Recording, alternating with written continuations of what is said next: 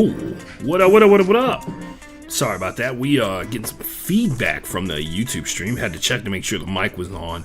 Had an episode for the first time in like 2 years that I recorded with absolutely no audio being tracked. So good to know that that's working. We'll see if it works on the Big Hurt, which is the Sly. Actually, I probably should have checked that beforehand. Anyway, this is the New Year's Eve AMA stream for the Broke Boy Sports Podcast. It is an annual thing that I've done for 3 years now, and this year we're going to recap what happened last year with the goals that I set, and then talk about how I did.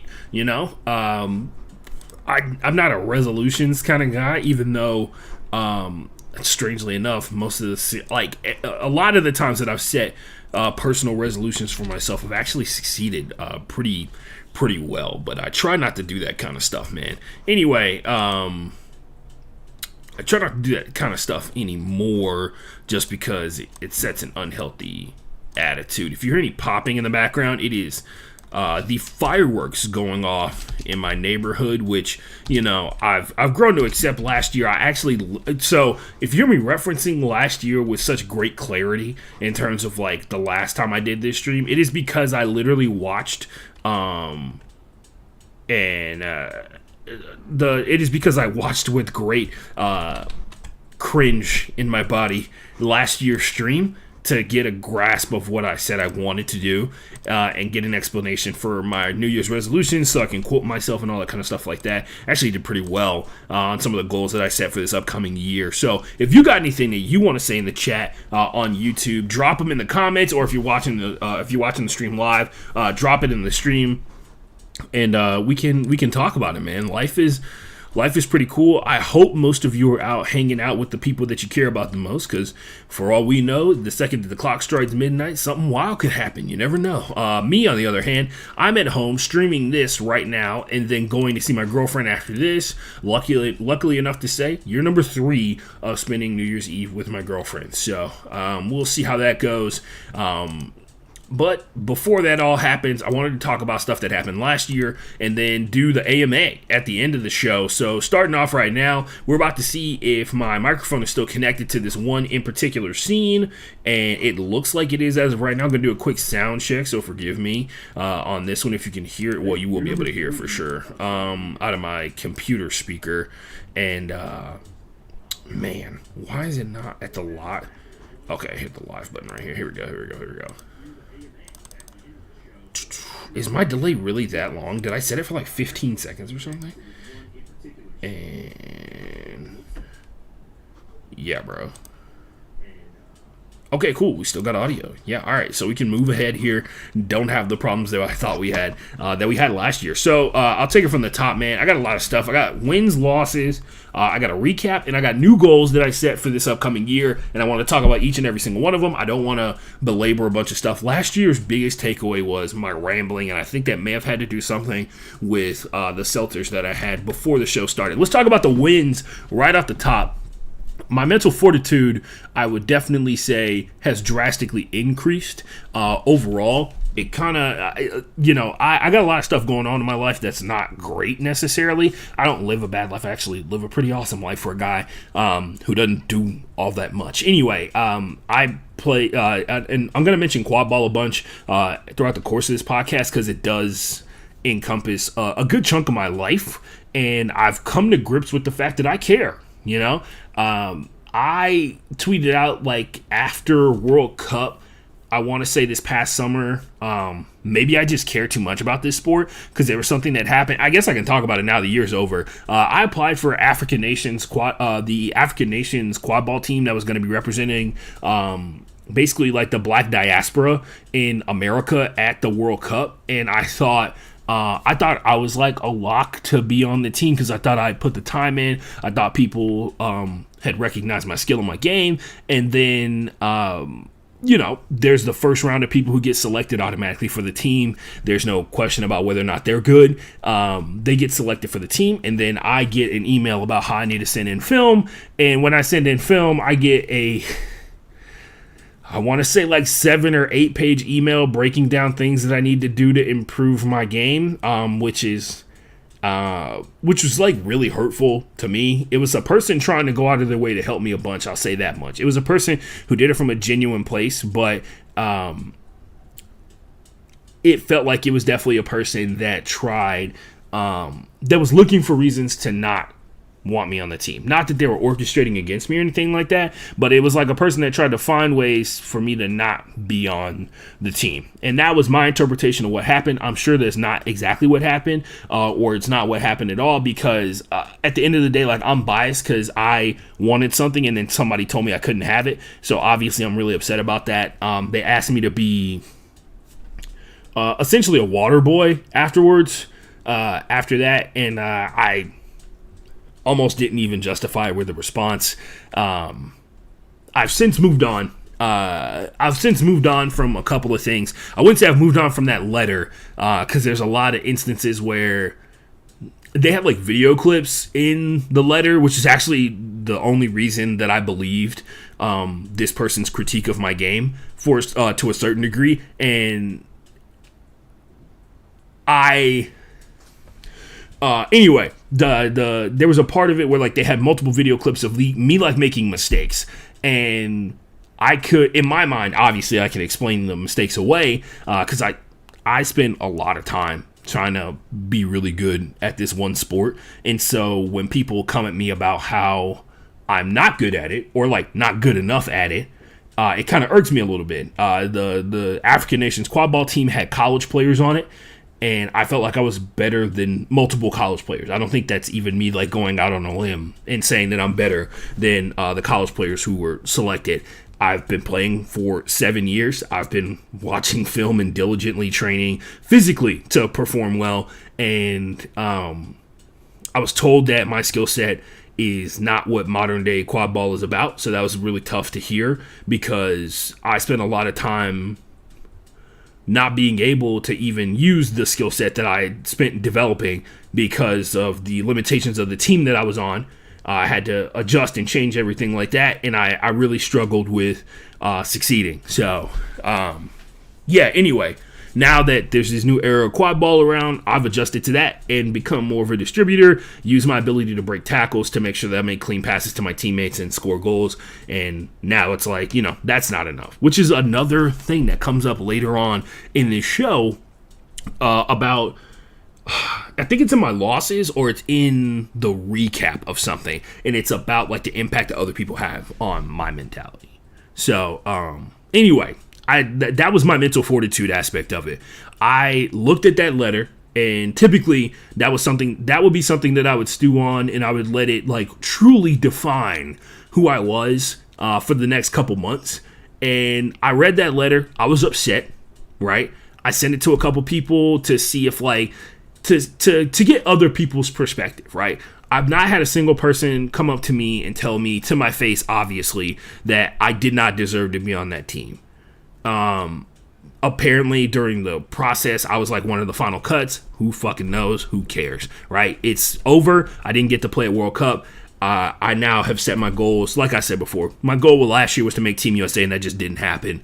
I got to get better to the point where I can't be denied. I don't know what, I don't know what was said during the evaluation process, but I put mental fortitude as a big win for me, because for a good chunk of time, I know what older version of or younger version of me would have done, and it would have been like let that situation eat away at me and make me think that I was not good. And instead, my almost immediate response was like, nah, dude, like I'm pretty good. Like it even reinforced it more so. If you didn't hear, I wasn't selected for that team, and then immediately I was picked up as an assistant coach for Team Mexico, and couldn't play for Team Mexico. I'm not Mexican, or of Mexican descent, but I've picked up as a coach for Team Mexico because there was people who respect my game and my mentality and the way that I approach the game, despite that being one of the critiques in the email. So it helped a bunch. my mental fortitude is significantly stronger than it has been in years past, and I can safely say that. Now, I'm not gonna sit here and pretend that after the first tournament of the season, I didn't go back and think about that letter again.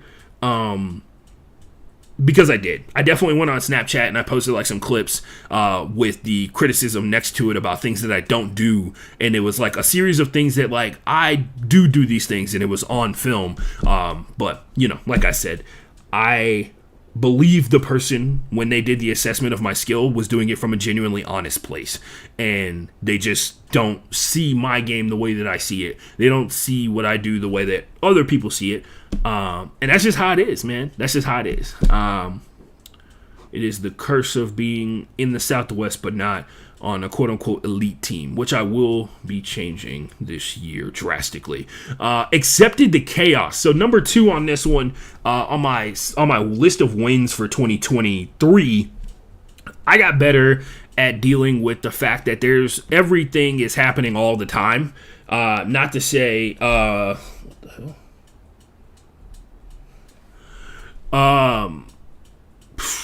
Not to say that I don't, sorry, I was looking at a text message. Not to say that I don't freak out. Not to say that I don't get nervous. I've gotten better at like prioritizing things this year and organizing them in a manner, in a task, or in an organized list, to where like I do this one, it makes this one easier and sets this one up and it sets this other one up. And I feel like that's something I haven't been able to do in the past. Like I try to do multiple things at one time, which sometimes you do have to do multiple things at one time. And I feel like it wears down on your sanity more so than anything on an individual day. But I've gotten better at like organizing things in a manner that makes sense, and then having the follow through and summoning the energy to follow through with it. Like when it requires me to stay up until 3 o'clock in the morning, I stay up until 3 o'clock in the morning. If it requires me to stay up till the sun come up, I had to do that multiple times this year. Had to go out there and make sure I got it done, and it feels good to be able to know that I'm capable of doing that, because that's like the backbone of like following through with things, which I can safely say there's been many times in my life where I've not followed through with things. One of the biggest being, of course, college for me personally. Anyway, got better at accepting the chaos.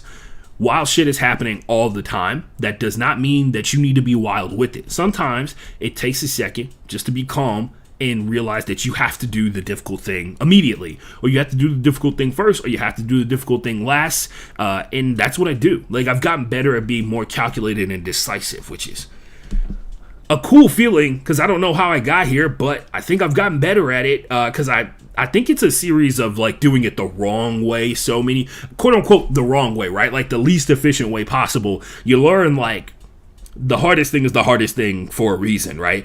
Do you want to go up the hill or down it is the great question, right? Number 3 on my list of wins, my geek levels are at an all-time high.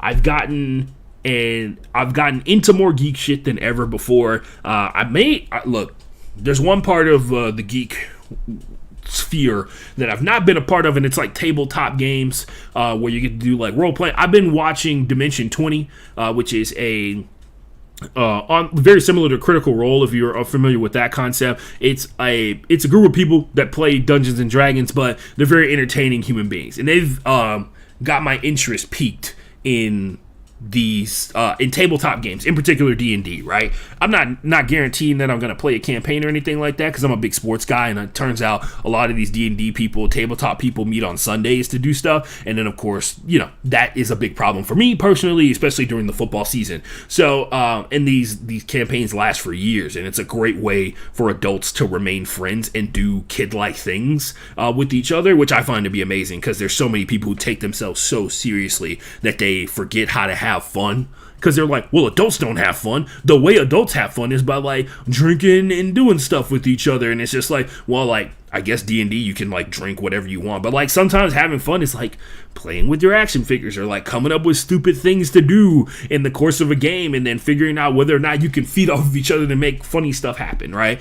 And I'm safe to say geek levels for Ashton super high. Really important to me to be into stuff that I choose to be into, right? Like there's so many things that, and this comes up later on in the show too, and later on my list, but there's so many times where it's just like, hey man,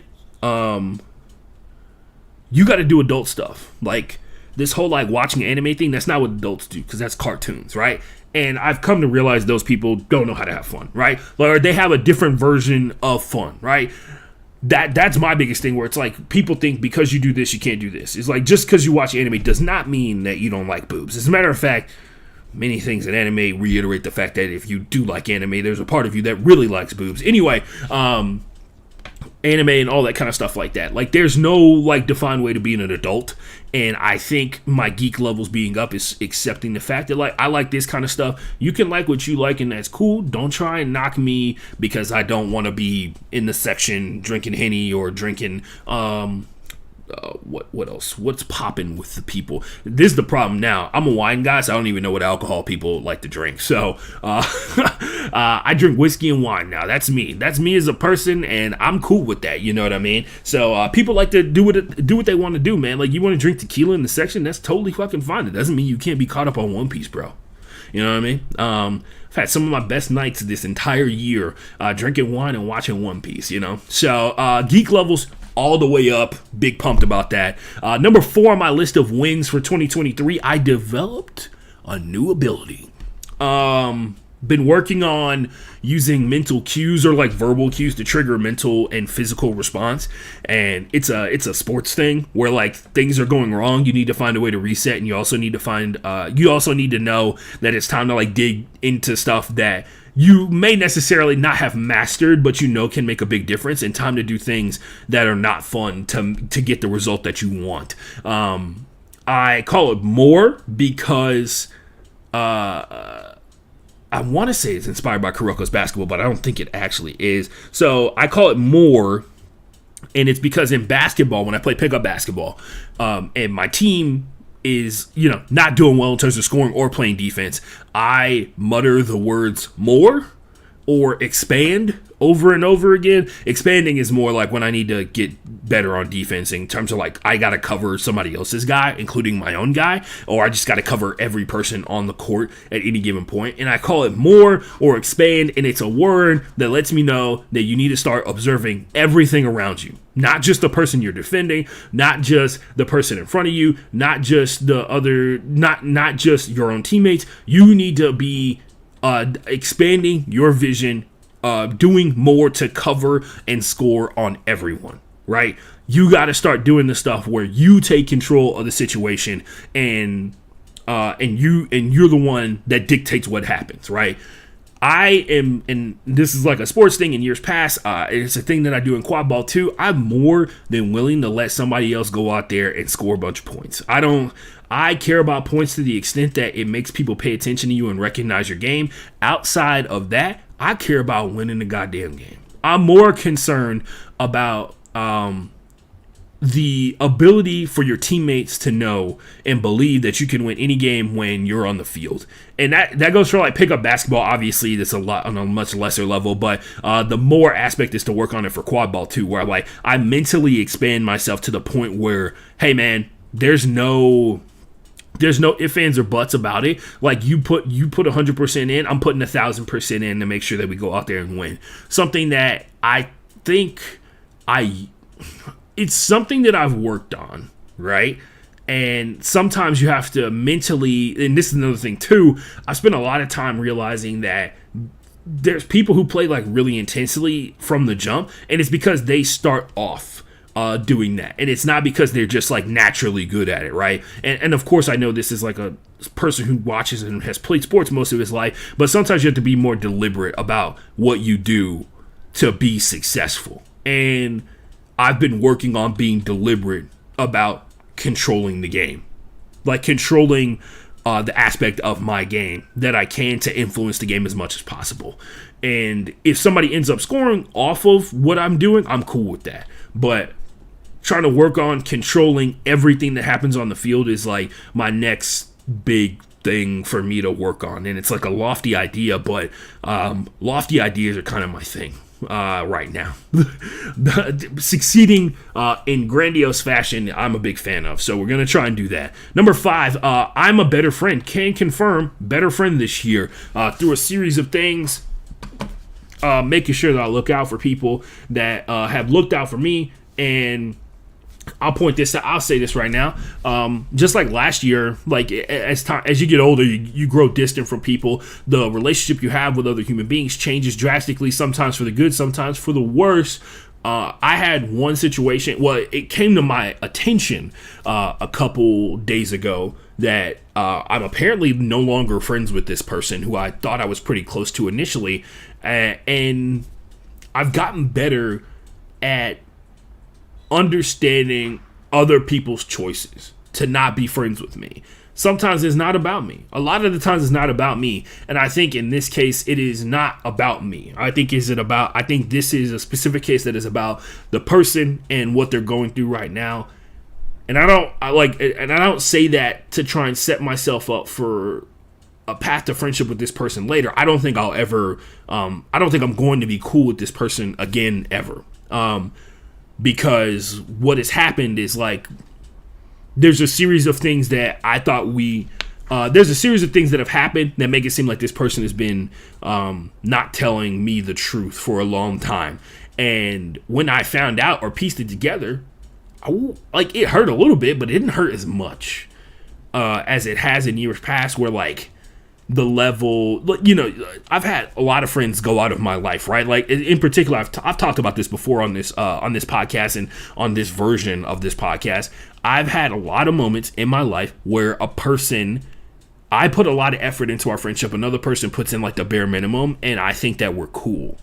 And I've gotten better at like, hey man, like I do all this, you do a little bit of this, and you think that we're supposed to like be on this certain level, and we're really not. And I'm trying to do better about that in my life in general. And I think that's a big part of why it's difficult for adults to make friends as time goes on later in life, because there's like a series of people who expect a lot but don't do a lot, right? Like that's a thing that's like universal across a lot of human beings across the board, and it's always been that way. That's how humans have functioned, right? There are people who seek out and who are attracted to kind people, and they take advantage of them. I'm not saying that that's me. I'm talking about like in general, there are friendships where the equity and the effort is unbalanced, and because of that, one person ends up like, when the other person just like eventually like that person typically does, they move on to the next person that they want to be more, they want to be friends with more specifically, right? And they leave you kind of in the dust. You feel like heartbroken. That person has not been your friend for quite some time, right? Maybe they used to be your friend. They're not your friend anymore. Once again, when situations like that happen, I've learned that like being angry at somebody just is me wasting energy on being angry. And a good chunk of that time I spend, how do I describe it?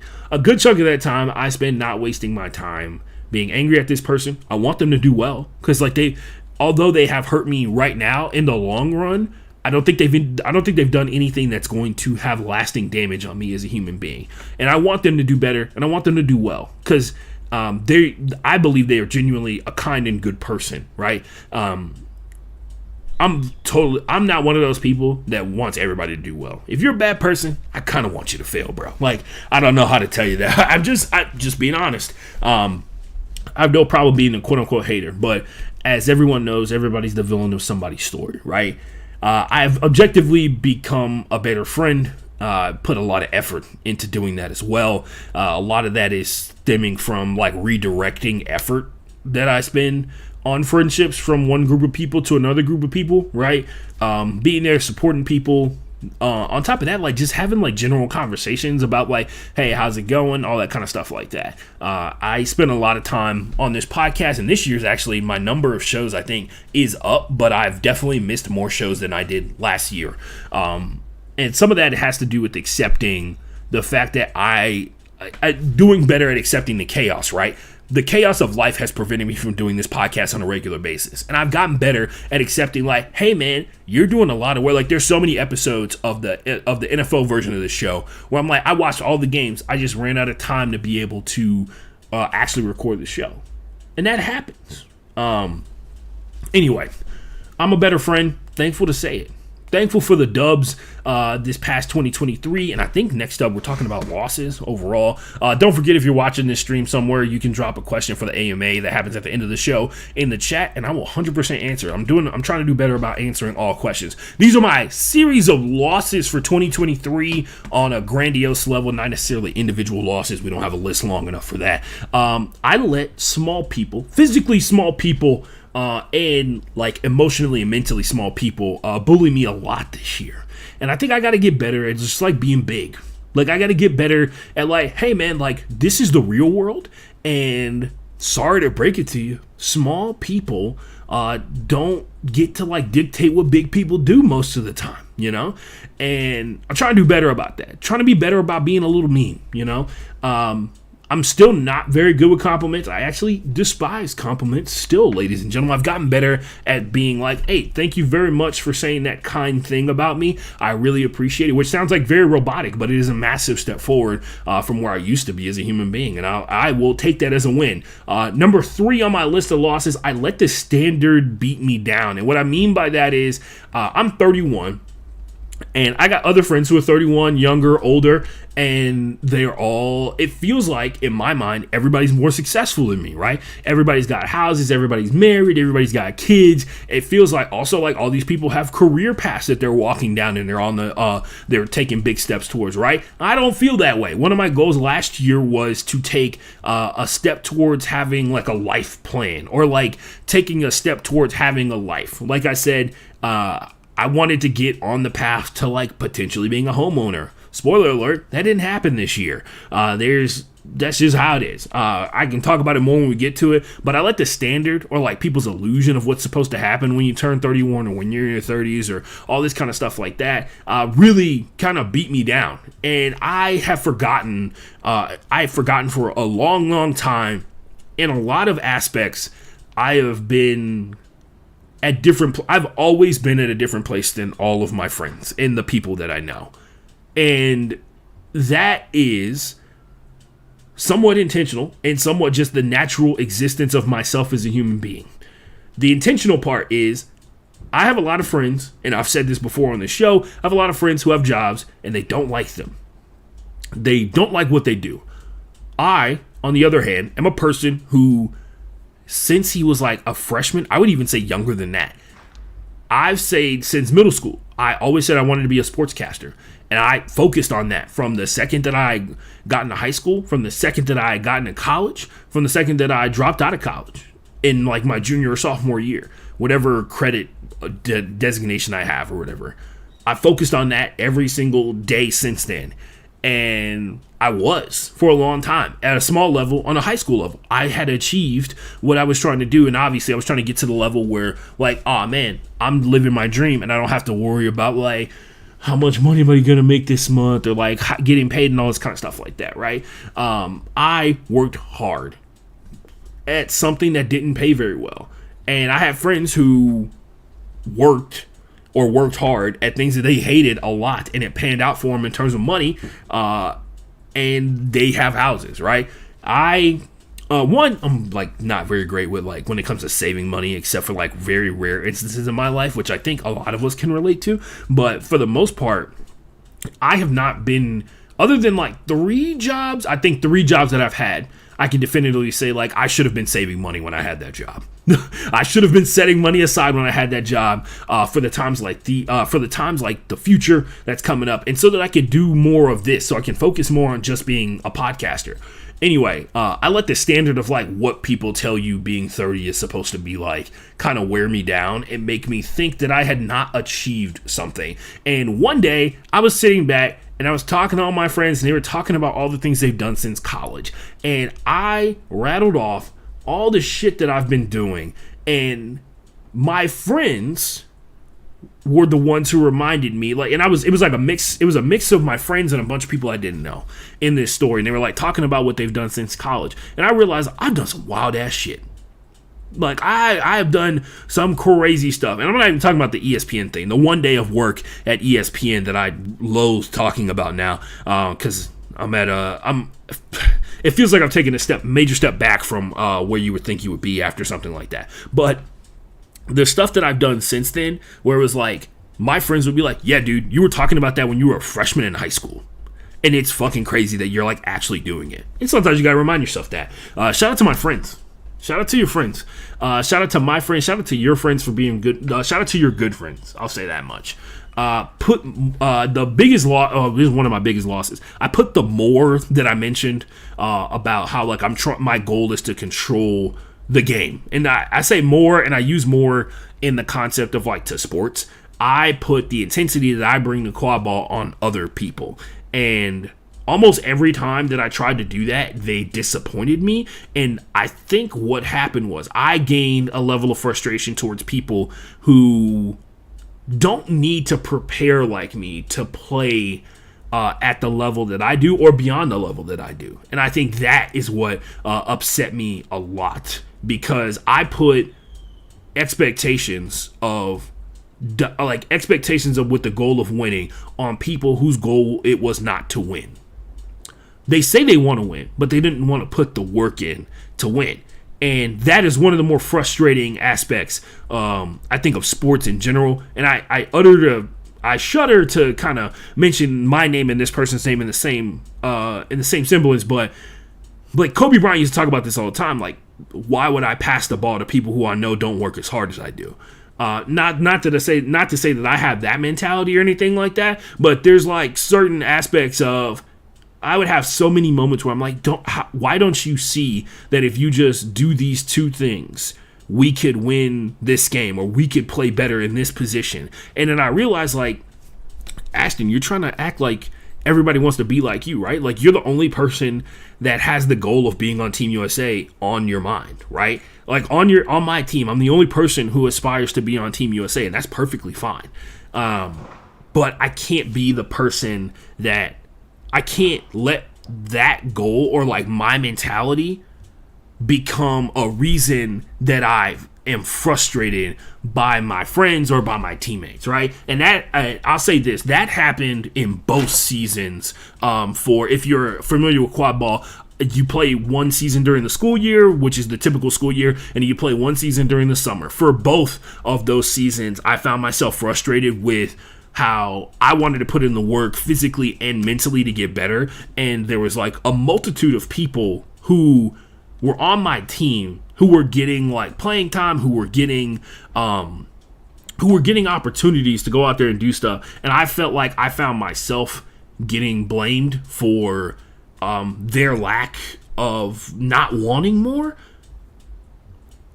And when it all comes down to it, like, I put too much on other people. What I need to be doing is putting a lot on myself, continuing to push myself in a healthy manner to get better, and then whatever other people do, I gotta fill in the gaps, right? I gotta either find other people who are willing to put the work in, or I gotta put in more work, right? I can't spend this whole season or all this time frustrated with a person who, like, I shouldn't be angry at, or shouldn't be upset with, or shouldn't be like having a certain level of expectation for. And that was one of my biggest losses, because I feel like it made me angry at people who are genuinely, who mean no harm, who are not bad people, who are good at the sports that we play. But it made me upset because I want to win, and that necessarily wasn't the number one thing that they were trying to do, and I just didn't accept that. Like an adult should be able to accept such situations. Anyway, that was my losses for this season. Let's move on to, I think this is the recap, the goals these are, actually, no, don't do that. These are the goals that I missed. Goals achieved is what I wanted. All that banging, I promise you, is not gunshots. It is fireworks from my neighbors across the street. There's like not even kids that live on the street. It's just a grown-up firing off fireworks, which is kind of wild. Goals achieved this year. So I had a series of goals. All of them are listed for the goals achieved or goals missed. So we'll just go through them like that. So goals achieved. I was a better friend this year. Big win. Become more athletic. Can confirm your boy more athletic. Ran a half gasser, and for the last 3 months, I used to run a half gasser in like 17 seconds or something like that, and I actually judged that when I would run I would run 4 half gassers, which was across the board so my backyard is 55 yards long. A half gasser is down and back for me. So it's 110 yards combined together. And I would run 4 of those. The first 2 would be under 18 seconds, but like 17.5. And now I've gotten my first 2 down to 16.1, around that area. And then I ran 5 half gassers one day, and every one of them was under 15 seconds.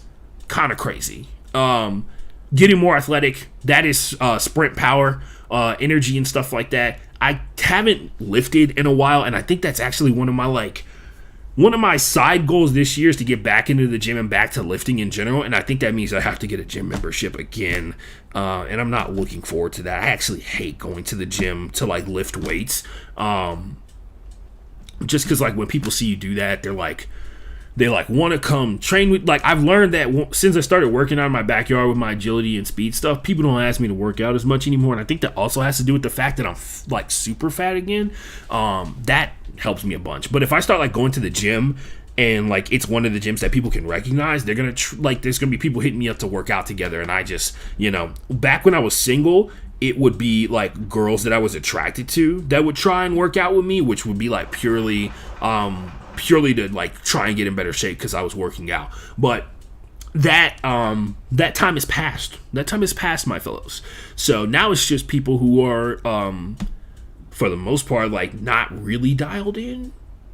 Every person I've ever gone to the gym with when I was working out, they kind of like, they would go to the gym and then they got into the habit of only going to the gym when I would go to the gym. So it was kind of tough. It was it's weird. It's a weird place to be. It's one of the parts of like posting the fact that you work out on the internet that comes with it. But I can't effectively say I've gotten more athletic. I've actually gotten faster, even though I have gained weight, believe it or not. So that was pretty cool.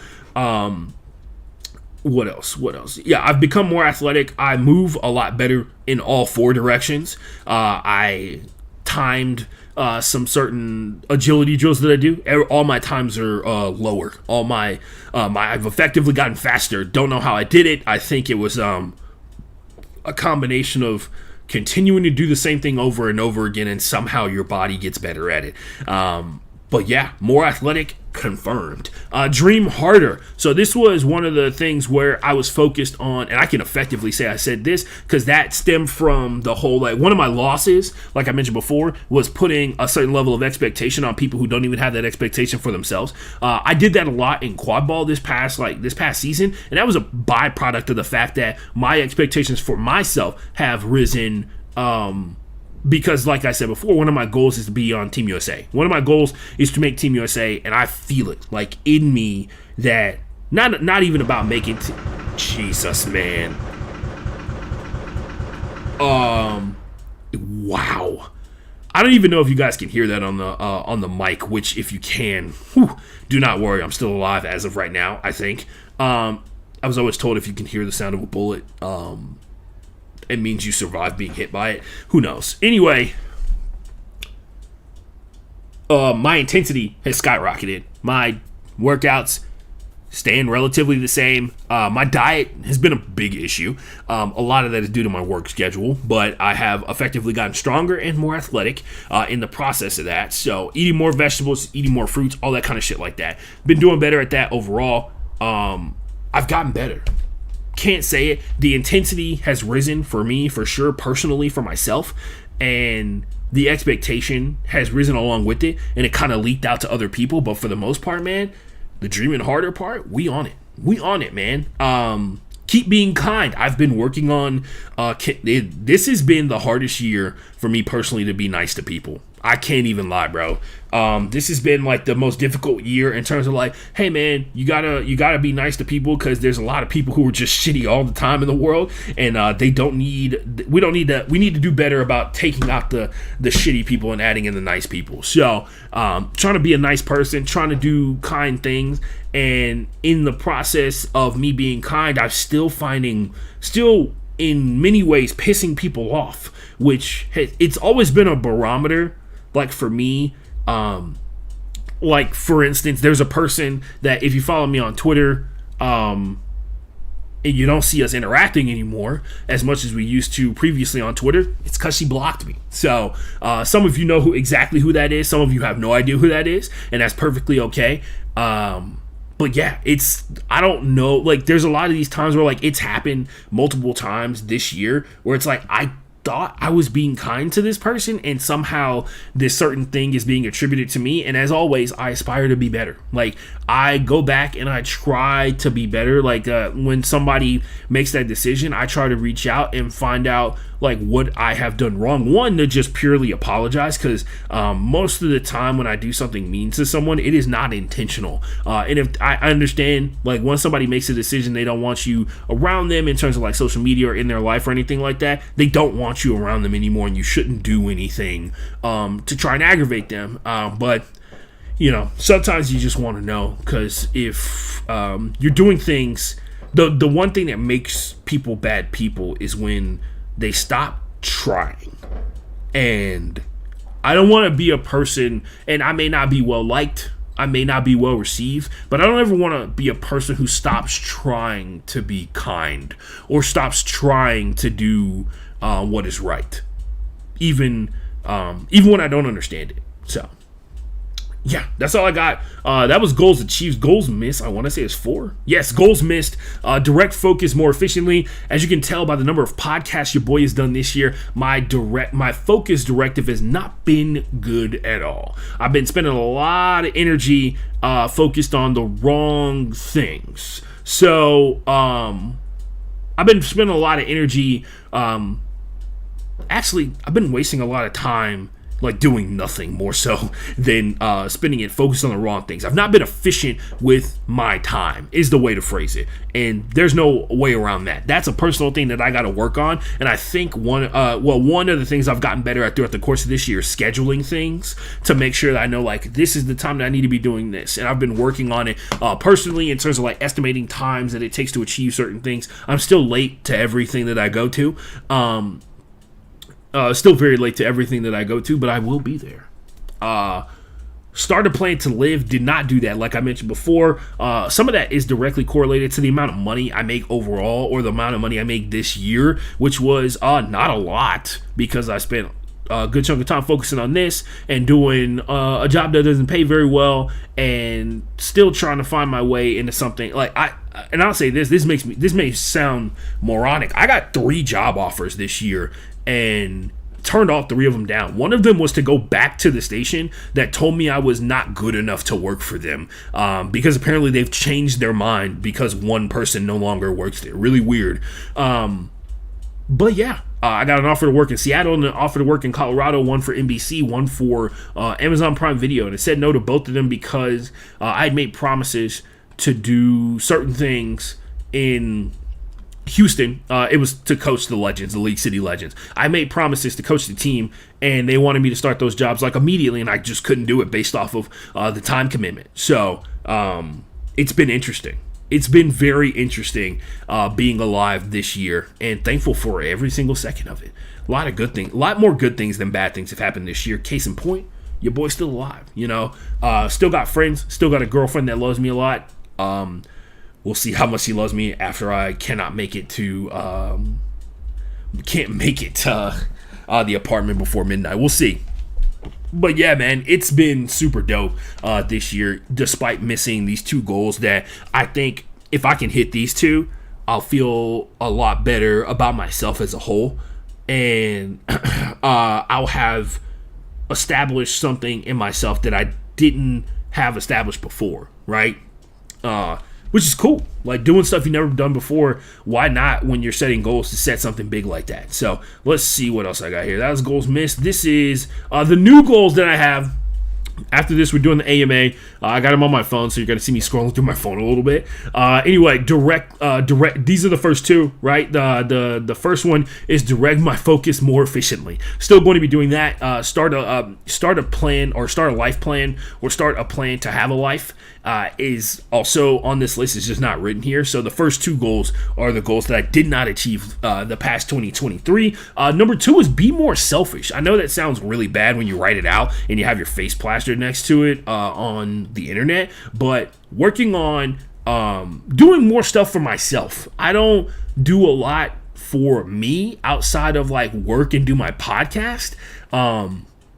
I sacrifice a lot for people. Like I said before, this goes around like directing energy for friends, right? There's friends who I've since like removed from my life that I had to put so much effort into being friends with, right? Not removed, but like I stopped putting effort in. Magically, they don't text, they don't call, they don't hit you up, they don't message you. You know what I mean? Like, it's those kind of people where it's like you're putting in, and that goes into what happens later on down the list. Anyway, being more selfish is like important. I let myself, in multiple cases, some in quad ball, some in real life, I've let myself get worn down by doing so much for other people that they won't do for themselves. And I think recognizing that was a big thing that my girlfriend helped me realize. Obviously, everything that I get, every piece of information I get from my girlfriend, I take with a grain of salt because she is heavily biased because she likes me a lot. What can I say, you know? But yeah, I think being more selfish is probably going to help me a lot this upcoming year. Find more juice. There's been multiple times where I've dared to say that I feel burned out when I do certain stuff. And I realize that is true until I start actually recording my podcast. So the find more juice part comes to the podcasting aspect of it. But I realize now what the sense of dread that everybody gets about things that they care about, right? In certain degrees, the sense of dread that I get about podcasting comes from doing the prep work, right? There's so much preparation that I have to do for one episode of my show. It is 4 or 5 times as much as the time I spend recording my podcast, right? And that is exhausting, right? Like for every hour, I have to put 4 hours in of my show, and it is exhausting, right? Especially for a person who gets paid $0.00 for it, right? That's a big aspect of it. Finding more juice, I think, is going to be important because I think the juice is going to help me achieve number 1 on my list, which is direct focus more efficiently, because that is a big part of my podcast preparation. There's so many different sports that I can focus on, but I need to absorb a bunch of information and then distill it down. And it takes a long time to absorb a bunch of information. Got to work on that. Number 4, have more fun. For a good chunk of time now, I'm not gonna lie, quad ball was kind of not fun for me. There's a lot of stuff going on that centered around like my level of playtime or how people perceive how I play on a regular basis, and it was tough. It was tough, man. Hold on, I think somebody was looking at my stream and they just messaged me. I'm trying to make sure that they're not telling me that my sound is all right. Something different, something totally different, something important but very different. Anyway, have more fun is like super important. I am an adult, and you know they make it seem like once you grow up, never grow up. They make it seem like once you grow up, you gotta stop having fun. I need to do more fun stuff. I need to do more sports. Like I play basketball 2 times a week. I need to start playing basketball two times a week, playing soccer. I need to start, one of my goals for the longest has been like, I want to play flag football because my experience in football was offensive lineman in college. I was not very good. I spent basically all practice getting my ass kicked. And I always felt, because like I got like gigantic hands, I always felt like I would have been a pretty good receiver if I was like relatively in shape or like didn't weigh as much as I do, or like a good tight end or something. And I've wanted to play flag football for like the longest because it is the closest thing that I'm going to get to playing actual football that is not going to be called all-encompassing. There's semi-pro leagues out there, but I'm not getting into that, especially at the age of 31. I understand there's other people out there chasing the dream and all that kind of stuff, but your boy is not one of those type of athletes that is going to go from semi-pro football player to professional football player in his 30s, right? So I just gotta have more fun, man. Like I gotta start doing more stuff that I want to do. I feel like I've put myself in a couple of positions to do stupid things that have prevented me from having more fun. Right? I gotta get looser. I gotta get looser about like what I'm allowing myself to do. That I don't have a problem with. Number 5 on my list, make 50-50 my max. This is what I was talking about with the friend energy part. One of my friend reciprocation parts. One of my goals this year is the maximum amount of effort you're going to get out of me is 50-50. And I think this goes back to other people's version of I send back the same energy that I receive. There is a lot to be said about like, hey man, like, you know, I'm not going to be breaking my neck to go out of my way to like try, you know, like you have friends that have warranted you going out of your way to like see how they're doing and protect them and look out for them and stuff like that. Whereas like there's some friendships for a long, long time, maybe you realize it or maybe you don't, that you've been putting in the bulk of the work. And maybe it's time to stop doing that. I talk about friendships so much on the show. One, because I'm an only child, so friendships mean a lot to me. They are paramount to my existence, I think, as a human being. And another year passes, and I told somebody that I was an only child, and they were shocked. But then thought about it for a second and realized, oh, no, it kind of makes sense. I still don't know what that means. I don't get like what the whole only child thing is. But for the most part, yeah, man, it is. I'm trying to make 50-50 my max in terms of energy. I'm only going to meet you halfway, right? Not meeting you 3/4 of the way. I'm trying to do better about meeting people halfway because more often than not, I am meeting people more than halfway by a shit ton. So I think that'll help me a bunch and do better as a whole.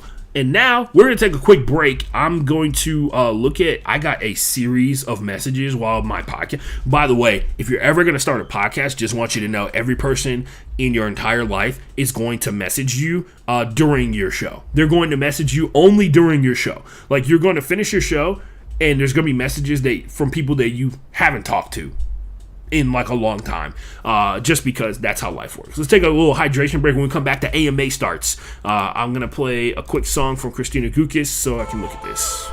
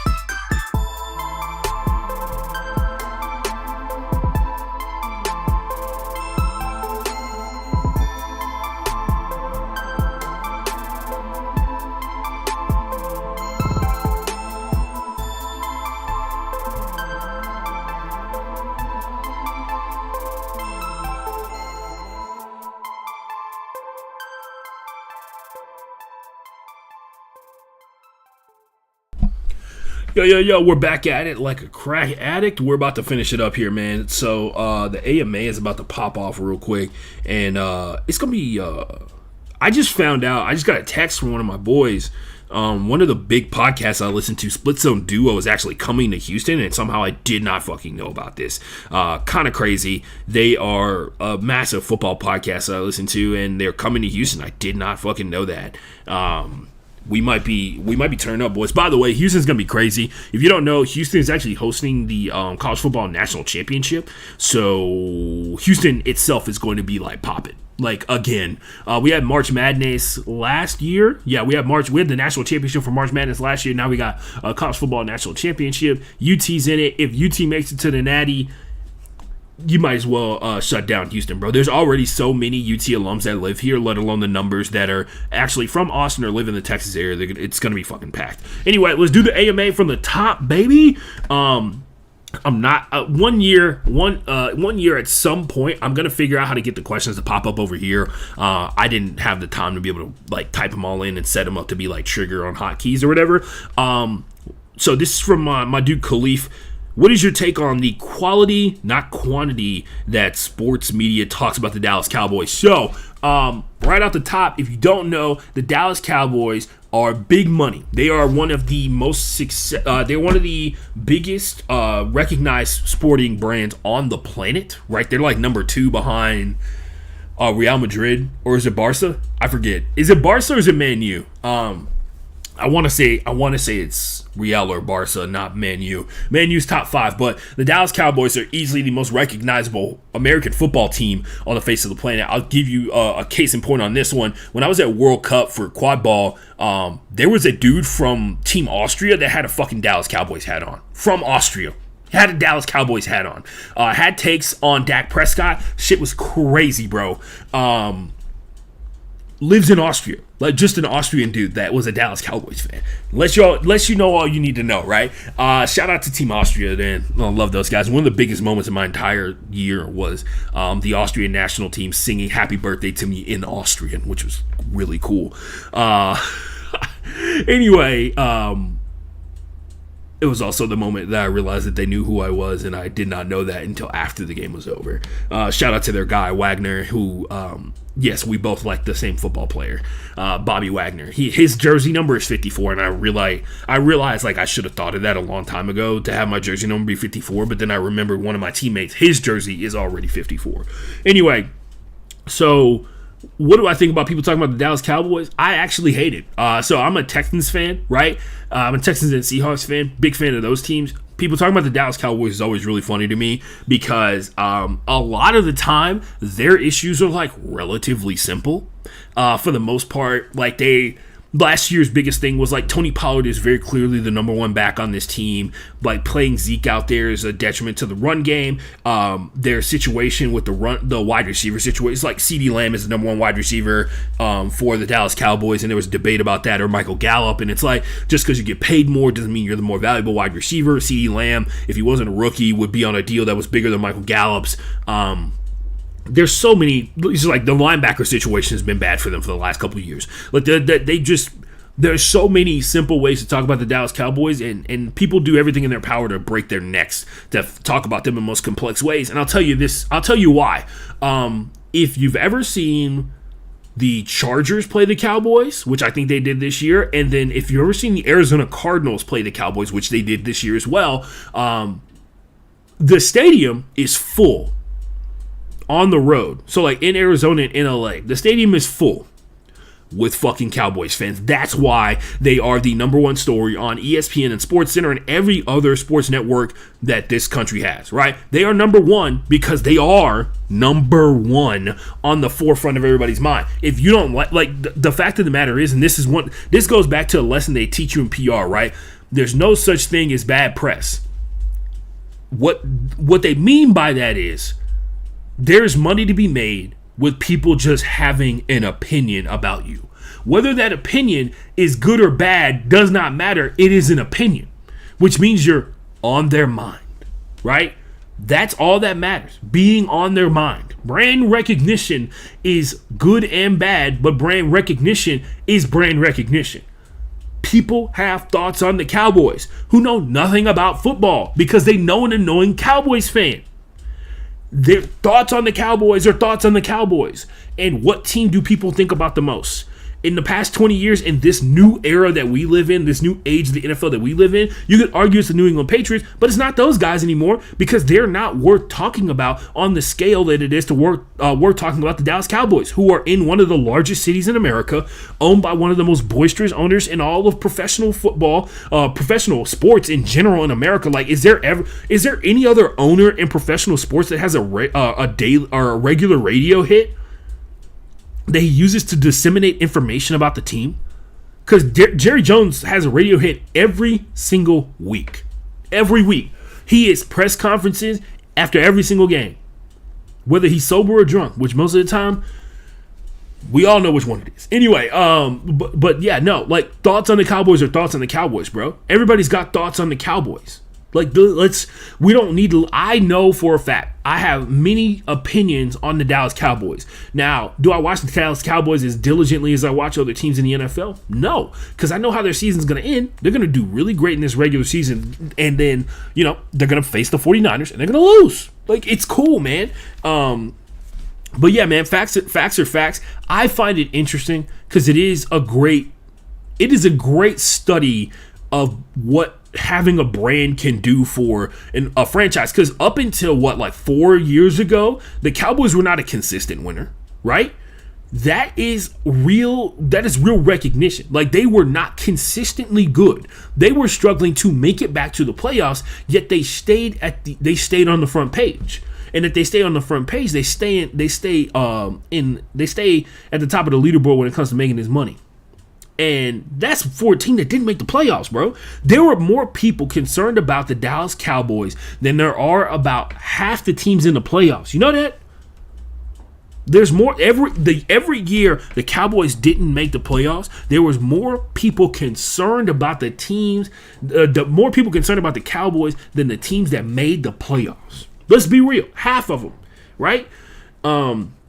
Just something to think about. I find it interesting because in my mind, and you tell me in the comments, people watching at home, do you think that ever can happen with another team? Because I think we can all recognize the Dallas Cowboys' rise to fame and rise to glory, rise to being America's team, coincided with an economic boon of America as a whole, right? Like, a part of the Dallas Cowboys thing is that people have a view of what Texas is, and the Dallas Cowboys reinforced people's belief that Texas is good at football, even though most of the dudes on the Cowboys are not from Texas.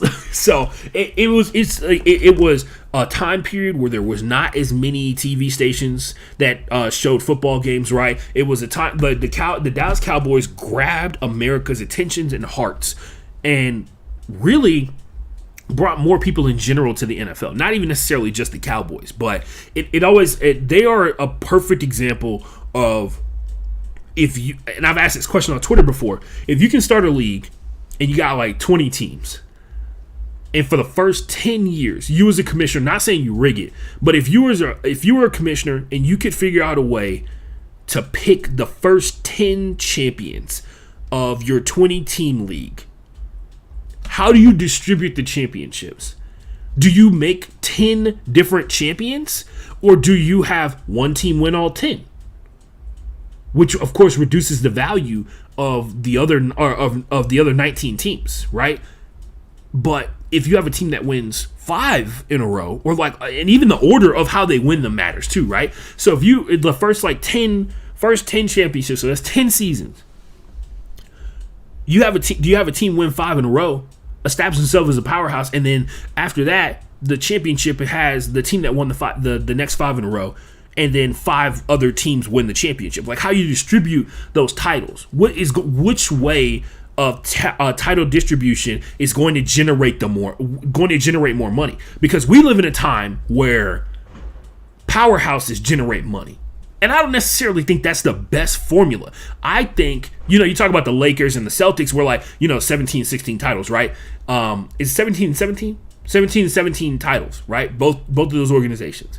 That's a crazy high number. They're by far and away, early on in the league, they cared a shit ton about winning the title. After that, not so much. Anyway, they have always cared. That was the joke. But Early on in the league, they cared about winning the title. It established the Lakers and the Celtics as like historical lore for the NBA. Now, what if you could say there have been the NBA started off with 20 teams, and every team in the league at some point had, for the first 20 years of the league, had won a title, right? Would that change the overall number of people who are fans? Because if you have people in like where the Phoenix Suns are at, if the Phoenix Suns had won like 3 titles, right? Does that increase the number of fans in Phoenix? Obviously, yes. So it would make sense to say distributing or like having more parity across the league would increase the overall number of fans. Whereas we live in this real world where like the Cowboys did some shit that is probably never going to happen again. Like they won 3 in a row. That shit does not happen, bro. That's crazy. It's crazy to think about living in that time period now, because we know for a fact how many more factors weigh into winning a championship than just having the best players, right?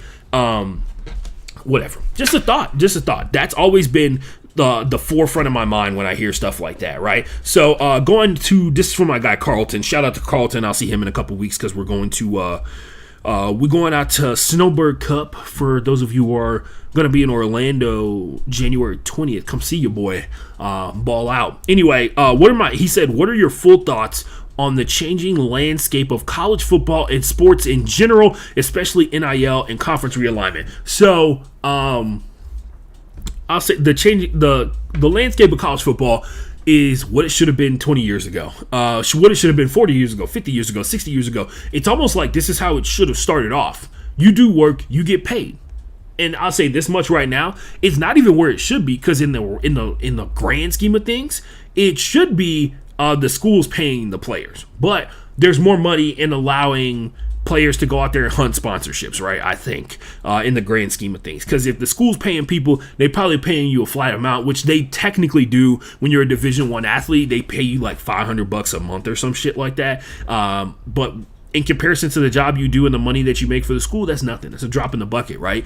I think what's happening right now is important, because this is one of the few examples of redistribution of wealth in America that you can see happening in real time. Like, this is one of the few examples where big time companies, or companies in general, are making money, and then it's going to typically a person who doesn't make as much money as a company does, right? Now you can talk about Arch Manning, who's like rich on all sides of his life, right? Like if Arch Manning has a falling out with his dad, and his uncles are still cool with him, and his grandfather's still cool with him, he gonna be all right, right? He makes his own money. He an 18-year-old, he make his own money. His daddy called, he don't have to answer no more. I'm just kidding. I'm sure he's doing fantastic with his NIL money, even though he's not playing right now. Quentin Ewers left Ohio State to go to UT to get an opportunity to play, and what do you know? Quentin Ewers pretty fucking good at football. Who would have thought?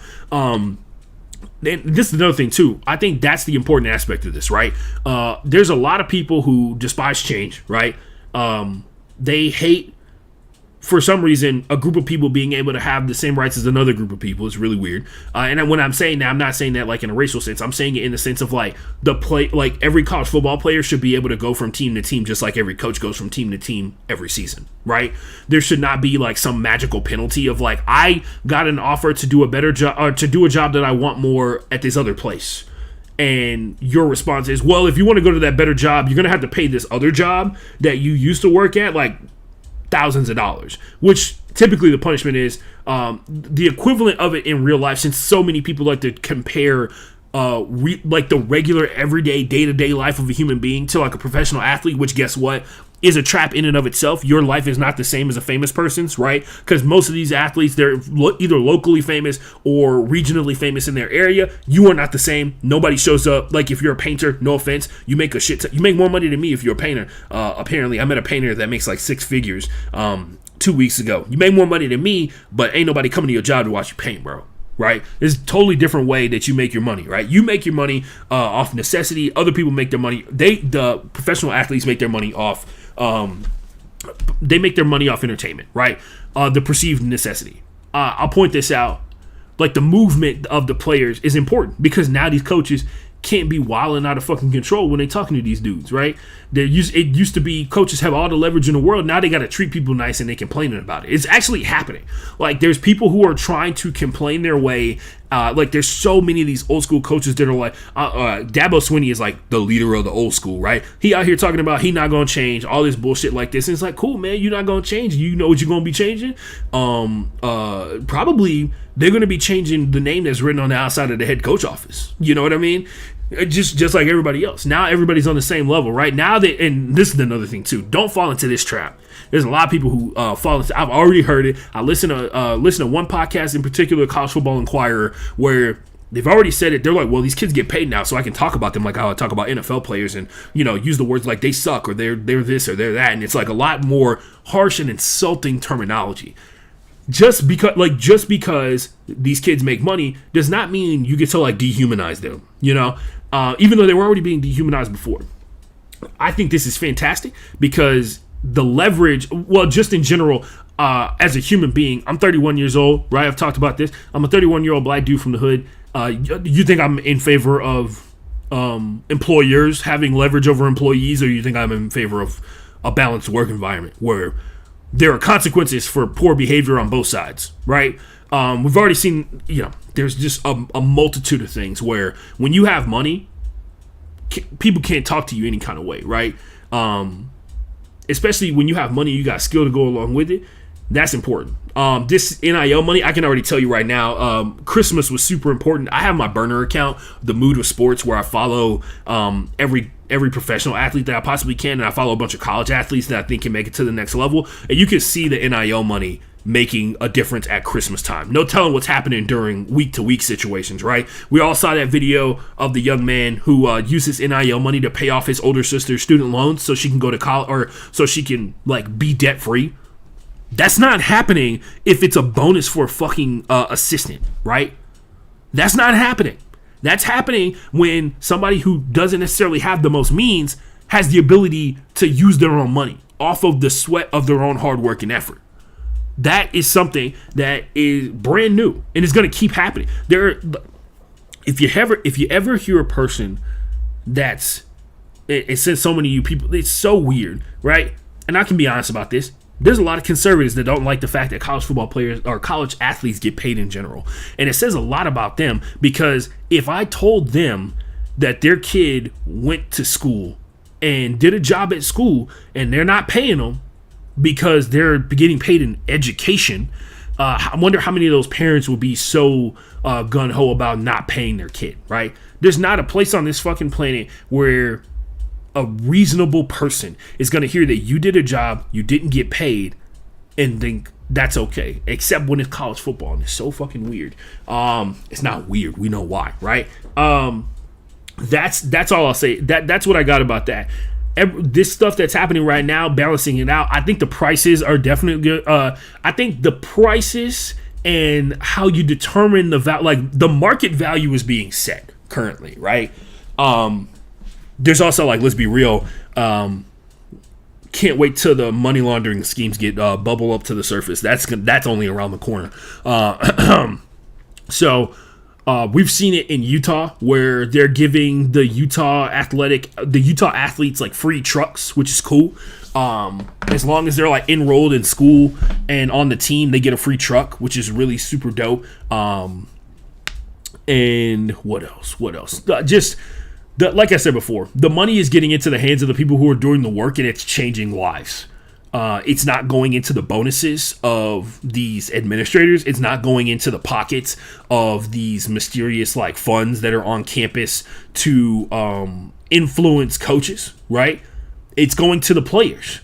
And at the end of the day, you want to win a national championship, you could talk, look, let's be real.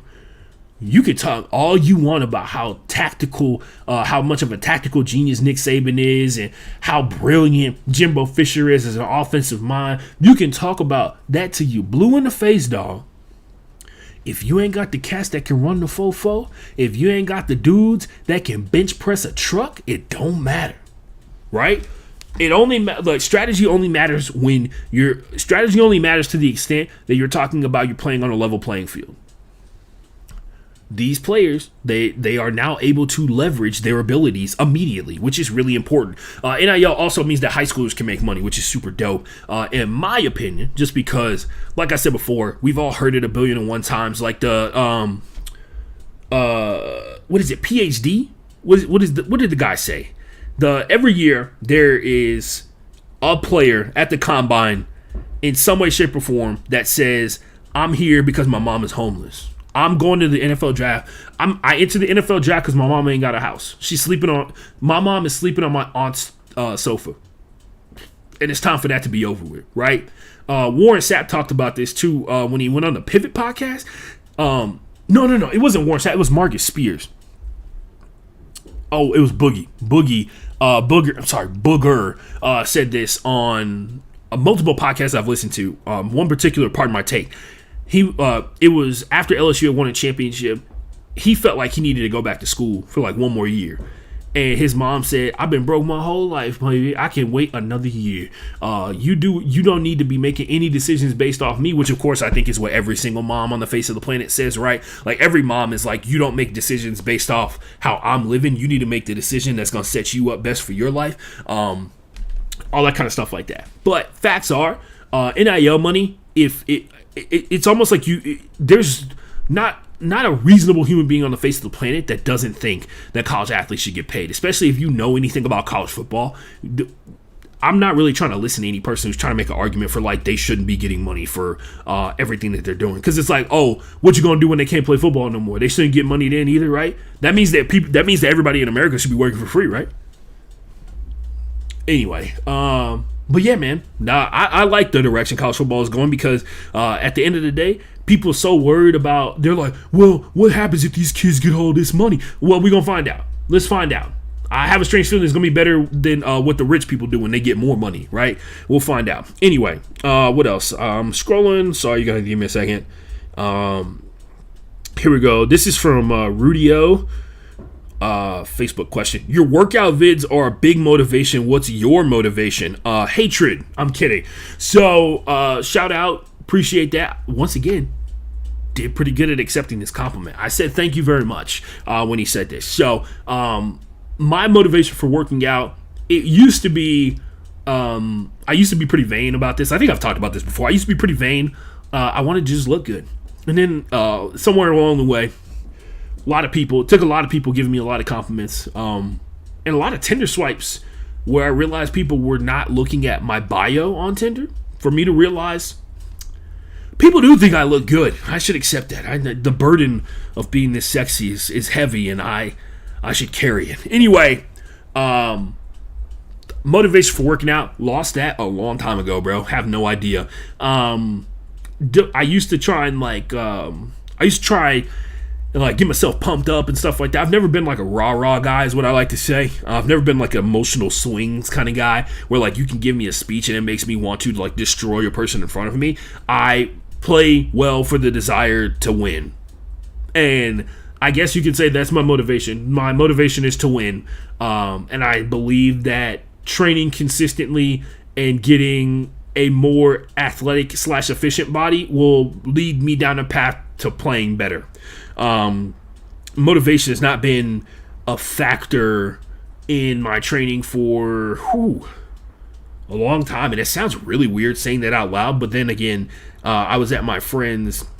By the way, my girlfriends love those my girlfriend loves those terrible fucking those terrible fucking Hallmark movies, the Hallmark, and who else does them? Man, Lifetime. There we go. Hallmark and Lifetime movies about Christmas. My girlfriend loves them so much, and she found out that my friends' wives also love them a lot, and they had a party where they all got together and played like Lifetime bingo, or like bingo with all the things that happen consistently in the stupid things. So it fucking happened, and we were all hanging out, and I was talking to my friend Francisco. Shout out my boy Cisco. He tore his Achilles last year, the same year that he had his son, and he's been kind of coming to the realization that like he's got to get back to training before he gets back to playing hard like he used to. He hadn't played. He tore his Achilles because he hadn't played soccer, I think he said, in like a year, and then he just started playing like full sprint again. And I think we've all been there. When you take time off and you take time off and you get back to it and you realize, oh man, a year is a long time, or like a couple weeks is a long time. And I talked to him and I was like, yeah, man, like I don't even think about it very much anymore, man. I just know I got to do it. I get excess energy buildup when I don't work out, or when I anticipate working out and I don't work out. I feel like this excess energy buildup in my body and I hate it. So I got to get it out by working out. And the other part of it is that I haven't, not the longest period of time I think I've taken off in the last 4 years. So since like 2018, that's longer than 4 years ago. 2018, so the longest time I've taken off 5 years is I want to say 2 weeks. 2 weeks is the longest time I've gone without working out at all in the last like 5 years. So it's just a part of me now, and it's not good because I don't really get too much out of it. That like in terms of physical appearance, I get like physical attributes out of it. I don't get physical appearance stuff out of it, and it kind of sucks sometimes. But that's dietary stuff, and I've learned this since I've turned 30. The consequences of drinking alcohol have become significantly harsher for me. I've gained like 10 pounds of inflammation weight over a weekend, and it's insane. It's like straight up inflammation. Like I'll show up, I'll weigh in on Monday in my room, and I'll be 10 pounds heavier than I was when I was on Friday. And then by Tuesday, after I play basketball for 3 hours, I'm back to the weight that I was on Friday. That's how bad the inflammation weight is. I wish there was a way for me to drink and work out, man. But yeah, anyway, that is one of my other questions. We're almost done here. There's 6 minutes before the new year starts. And let's see, baby. I'm just scrolling through. By the way, if you watched Jujutsu Kaisen, the last episode was super sad. 2 episodes was super sad. New Year's Eve AMA, this is it right here. Oh, man. This is from my boy Juan. He said, dream quad ball lineup. If you can play for any quad ball Quidditch team, old or new, which would be your top 3? So I'm just going to say team so I don't have to say individual names. Man, I always wanted one season where I played for Cav because Texas Cavalry. So because like it felt like every person on the planet played for them at some point or another, and I've always felt like the greatest challenge would be become one of the players that lasted longer than one tournament. Cav has this thing where like basically a bunch of new people show up for their team and tryouts and stuff like that, and then they let them play for like 2 tournaments. And I guess in the course of practice and playing, they determine like who is supposed to stick around and be in competition for the other rosters, who misses and makes practice, all that kind of stuff like that. I've always wondered, could I cut it with the best team in the world at the time? Shout out to RIP Cav. Cav would probably be at the top. Cav would be number 1 on my list. I'm gonna actually write this out. We're on a stream, so I'm just gonna do this real quick.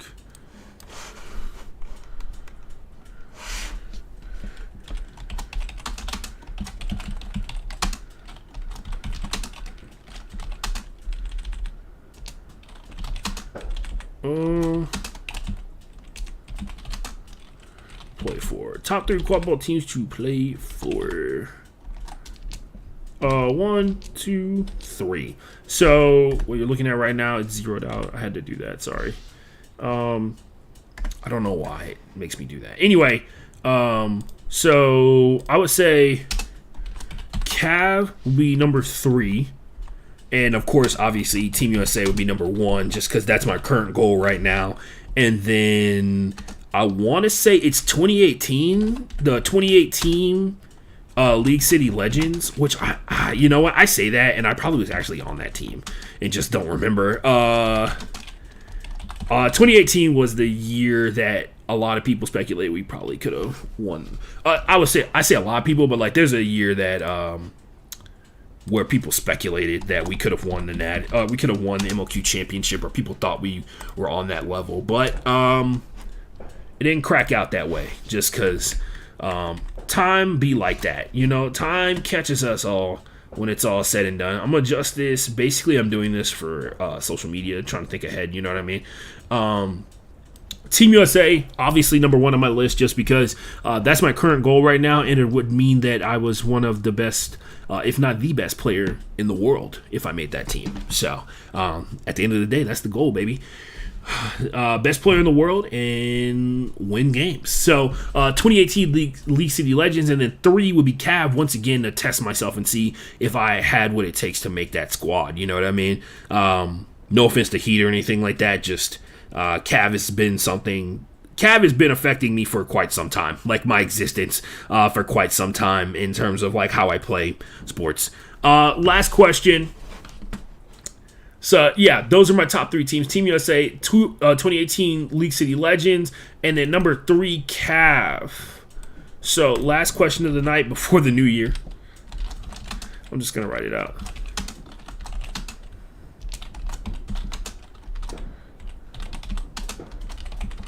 So,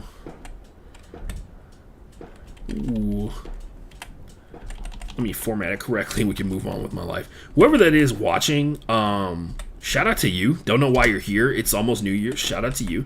Appreciate it. Here's the last question of the night, boys and gals, and whoever that is watching randomly on the internet. Last question of the night. Oh, man. Let me format it correctly. There we go. Why do you hate Taylor Swift? So honestly, I'm gonna fully explain what's going on here. This is actually one of the AMA questions I got. I'm gonna fully explain this, and it's actually one of the most endearing things that I have had happen to me all year. I have a teammate, I'll say her name, Sarah Stewart. Sarah Stewart, easily one of my favorite teammates despite her hatred for working out. Easily one of the biggest keys to how our team is going to win this season. Love Sarah so very much, partially due to her brutal honesty, a lot due to the fact that she truly is one of the best athletes on our team, and I do enjoy very much every conversation I have with Sarah Stewart. Also, Brittany Walker is a big proponent of this as well. Enjoy her conversations very much. I will say this, both of these ladies were into football already, and Taylor Swift dating Travis Kelce has skyrocketed the amount of football conversations that are happening. Like, I talked to Brittany almost before this podcast started, Brittany was talking to me about football stuff that had nothing to do with the Chiefs. She was talking to me about how she doesn't like how quarterbacks get all the credit and never take any of the blame. By the way, Happy New Year. This is how I'm starting off 2024, talking about why I hate Taylor Swift. All the fireworks are going off, but like I said before, this is a running joke with my teammates, and they keep saying I hate Taylor Swift because I won't talk about her on my podcast. This is me talking about Taylor Swift for the second time on my show. I don't have a problem with that young lady. I think people's obsession with her, I've had a conversation with Sarah about why she likes Taylor Swift so much, and she's the only person I give a pass for as to why she likes Taylor Swift. She's been there and she's had a pretty major impact on Sarah.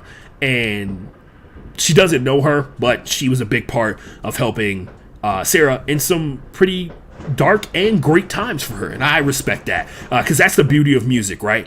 And that I will always enjoy. That I will always respect. Music reaching people is always something that is one of the most amazing things about human beings, to be honest with you. Anyway, this question, finally putting it to bed. I do not hate Taylor Swift. I don't listen to her music. I haven't listened to a Taylor Swift song in quite some time, mainly because I don't listen to music in general very much anymore. But shout out to Taylor Swift, all the people she's impacted. What I do not like is how much people... Very, very similar to the Cowboys. I don't think I have any problem with the Dallas Cowboys. I have a problem with Dallas Cowboy fans for the most part. Very similar to Taylor Swift. I think I have a problem with her fans more so than anything. T-Swizzle seems like a very pleasant young lady, very talented, most importantly. And I will say this, dating a choir teacher, which my girlfriend is an assistant choir director. She's big time. She's won a lot of shiny trophies. And her friends, hearing them talk about music, I always wonder, like, who do I think sounds good that has actually sounded really bad all this time? They have told me it's Camila Cabello. She's the only one. No, I'm just kidding. But they have said they don't like Camila Cabello for some reason. They don't like how she sings because I think she does it. She she has bad fundamentals, essentially. Like, she's got bad layup fundamentals is what they make it sound like. But anyway, that is how in the show. Why do I hate Taylor Swift? I do not. I have no problem with Taylor Swift whatsoever. She is, however, has brought me connection with some of my teammates that I never would have connected with on a different level. So maybe, just maybe, I do like Taylor Swift for that. Just that. Only that part. I still haven't listened to any of her songs. I've listened to, I guess, the big single. But yeah. Yeah, that's it. I don't really know what else to say. So, yeah, I don't hate Taylor Swift. Shout out to everybody who made this year possible. It's the year 2024 in the distant future. Coming to you live from the distant future. Once again, I make this offer, and I say this to every person out there listening. If you are in the distant future, send me the next 10 Super Bowl winners or any other valuable betting information. Hit me up on Twitter, FB_playbook. If you are from the distant past, I'll hook it up for you right now. The Kansas City Chiefs did win the 2023 AFC West Championship. The Baltimore Ravens are the number 1 seed going into the playoffs. They smoked the Dolphins by more than 14 points in the final week, or the penultimate week of the NFL season. If you're from the past, hop in the comments. Let me know what you need so you can make those bets and we can all get rich. That might be our way to that $100 million. This is the time where I play the music out and I leave until the next time that I talk to you. Shout out to everybody who joined me throughout the course of the show. Really appreciate everybody who listened. Shout out to everybody who contributed to the AMA. That's Carlton Khalif, Brittany Walker, Sarah Stewart, all the people out there. There's a bunch of other people. My dude Juan had a couple other questions that got mixed in there that I actually answered as a part of my recap. But shout out to everybody who made it happen. To all the good and the bad that some people brought into my life for 2023, I appreciate it. I have become a better person, I think, objectively, for the good and the bad. Shout out to all the good people. For those of you who you already know this if I tell it to you all the time. I love you. I appreciate you. I always do. Drink your water, stay hydrated, don't drive drunk, get somebody to take you home, or sleep at wherever you are drunk at, please. There's no reason for people to wake up and not have their loved ones with them anymore because of drunk driving. Please don't do it. Please don't. Wash your hands, wash your ass, and most importantly, go home, Roger.